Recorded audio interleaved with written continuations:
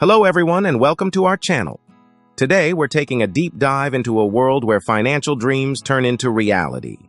We're exploring Robert Kiyosaki's revolutionary book, Rich Dad, Poor Dad, a masterpiece that has reshaped the financial landscape for millions around the globe. Are you an aspiring investor, or perhaps you're already navigating the waves of financial markets? No matter where you stand on your financial journey, this book has a treasure trove of wisdom for you. So buckle up as we embark on this exciting adventure. Kiyosaki's quest for wealth began with a burning question from his childhood. How can I become rich? This simple yet profound inquiry led him to two pivotal figures in his life, his own poor dad and his friend's father, whom he respectfully calls Rich Dad. These men, with their starkly contrasting beliefs about money and success, laid the groundwork for Kiyosaki's groundbreaking insights into wealth and financial independence. Today, we unfold these lessons one by one, revealing the path that can lead you to your own financial freedom. Ready to unlock the secrets of prosperity? Let's dive right in. Lesson 1. The rich don't work for money. Sounds paradoxical, doesn't it? But here's the twist. As a young boy, Kiyosaki worked for his rich dad, who, contrary to expectations, offered him meager wages. This experience was Kiyosaki's first encounter with the concept that would shape his entire philosophy about wealth. This wasn't about the amount he earned, but the lessons he learned. His rich dad was teaching him to see beyond the immediate gratification of a paycheck. Instead of working for money, the rich work to learn, to grow, and to discover opportunities that others miss. They understand that money is a tool that can be used to create more wealth.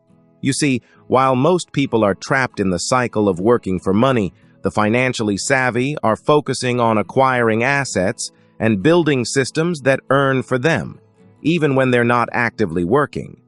It's about creating streams of passive income that flow continuously, whether you're at the office, sleeping, or on vacation. Kiyosaki's rich dad taught him to ask a fundamental question: how can I make my money work for me? This shift in mindset is crucial. It's not about hoarding wealth, but about leveraging it to create more opportunities and freedom in your life. The goal is to break free from the rat race of trading time for money and to start having your money put in the time for you. So, the key takeaway from this lesson is not to work just for a paycheck, but to work to learn. Learn about money, investments, markets, and most importantly, about yourself. As you grow in financial wisdom, you'll find ways to let your money grow alongside you. Lesson 2. Financial literacy, the core of wealth building. This is where the journey from financial naivety to savvy really begins. Kiyosaki drives home the point that earning more money is only part of the equation. The real game changer? It's how you manage and multiply what you have. Financial literacy isn't about complex jargon or intricate accounting principles. It's about grasping the fundamental difference between assets and liabilities. Sounds simple, right? Yet, it's a concept that eludes many. An asset, as Kiyosaki explains, is something that puts money in your pocket. It could be an investment property, stocks, bonds, or any venture that generates income. On the other hand, a liability takes money out of your pocket, like a car loan or an expensive mortgage that offers no return. This understanding is transformative. It shifts the focus from simply earning a salary to creating a portfolio of assets. Kiyosaki teaches that the wealthy are masters at accumulating assets while minimizing liabilities. They're not necessarily people with fat paychecks, but rather individuals who have learned the art of making their money work efficiently. So, how do you start? Begin by evaluating your own financial decisions. Ask yourself, are you acquiring assets or accumulating liabilities? Are your financial choices moving you closer to freedom or deeper into dependency? Financial literacy is about making these assessments and, more importantly, acting on them. As we progress through Kiyosaki's lessons, remember that financial literacy is the foundation. Without it, the structure of wealth cannot stand. Lesson 3. Minding your own business. This isn't about privacy or isolation. It's a powerful strategy for wealth building. Kiyosaki challenges the traditional notion of employment, urging us to shift our focus from mere job security to creating and controlling our wealth. Kiyosaki's philosophy here is clear. Your job may earn you a living, but your business earns you a fortune. And by business, he means your own investments and assets. This could be anything from stocks and bonds to real estate, or any venture that brings in regular income without you having to trade time for money. The essence of this lesson lies in building an asset column that steadily grows, thereby ensuring a steady flow of income. This approach is about creating a buffer of financial security and independence. It's about taking control of your financial destiny rather than leaving it in the hands of an employer. This doesn't mean quitting your day job impulsively. Rather, it's about using your job as a platform to learn, save, and then invest in income-generating assets. Kiyosaki's principle is about being proactive in your wealth creation journey. It's about building and nurturing something that you own and that can work for you. Imagine a life where your assets bring in more than enough to cover your expenses. This is financial freedom, the freedom to live life on your terms, without financial stress dictating your choices. Kiyosaki's advice here is not just about wealth, it's about life quality and choices. Lesson 4. The history of taxes and corporations. This segment uncovers how the financially astute leverage legal structures to their advantage, a tactic that has long set the wealthy apart from the average person. Kiyosaki takes us on a journey back in time to understand the origins and evolution of taxation. Initially intended as temporary levies, taxes have become a permanent fixture, intricately woven into the fabric of our financial lives. Understanding this history isn't just academic. It's a key to unlocking how the rich use knowledge to their benefit. Here's where corporations come into play.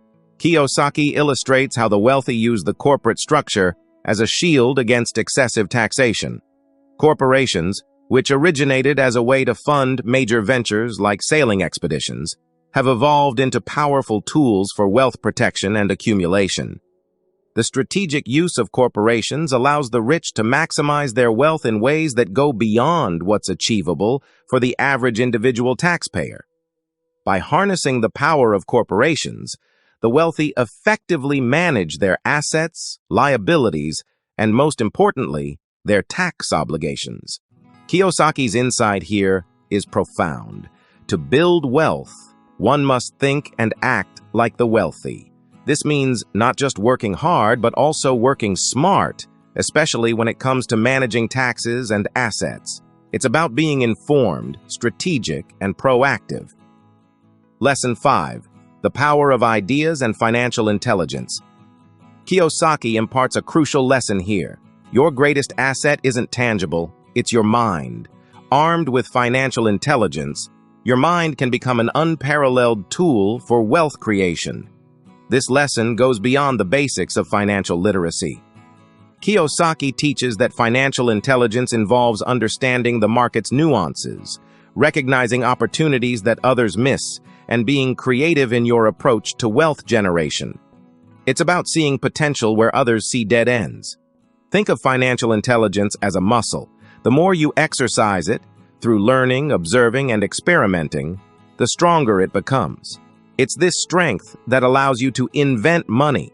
This doesn't mean literally creating currency, but rather creating value and opportunities that translate into financial gain. Kiyosaki's approach encourages use to think outside the box. For example, in a declining real estate market, where most see doom and gloom, a financially intelligent mind sees potential for investment and future growth. It's this innovative thinking and foresight that leads to making sound investments that pay off in the long run. Financial intelligence also involves understanding and managing risk. It's not about taking reckless chances, but about making calculated decisions. Kiyosaki emphasizes that the wealthy are those who understand risk and manage it to their advantage, rather than avoiding it altogether. Lesson 6. Work to learn, not just for money. It's a concept that challenges the traditional mindset of working primarily for a paycheck, and instead focuses on the long-term value of acquiring skills and knowledge. Kiyosaki argues that the skills you learn while working, particularly in areas like sales and marketing, are invaluable.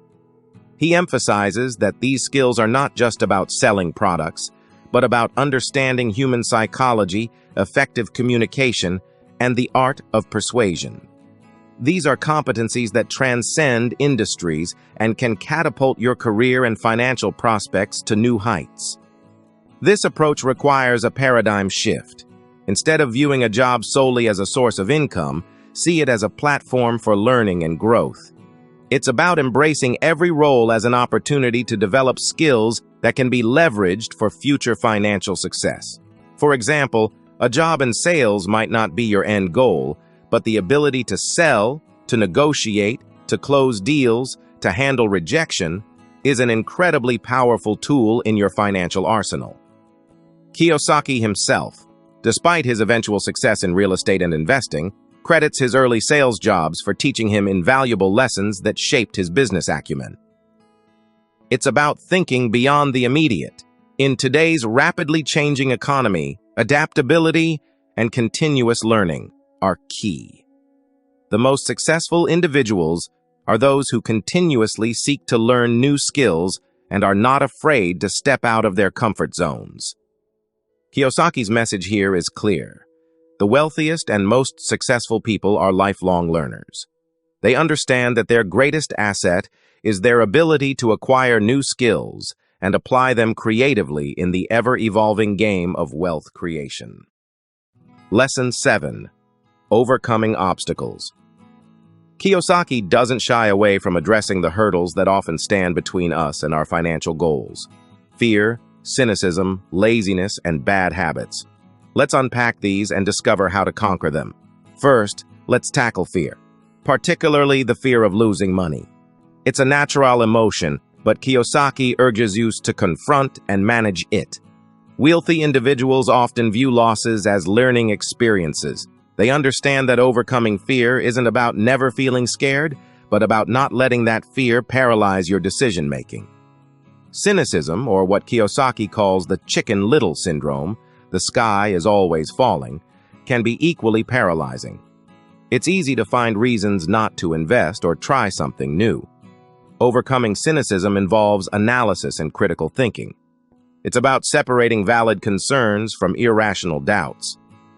Laziness is another subtle saboteur. Kiyosaki challenges the conventional understanding of laziness. It's not just inactivity, but often a lack of motivation. Combat laziness by cultivating a little greed, healthy, constructive greed. It's about harnessing your desires to fuel your drive towards action and achievement. Lastly, let's discuss bad habits. Our lives are often a reflection of our habits. Kiyosaki emphasizes the power of developing good financial habits, such as paying yourself first, investing wisely, and continuously educating oneself. Transforming bad habits into good ones is like redirecting the course of a river. It can lead to a lush delta of wealth and abundance.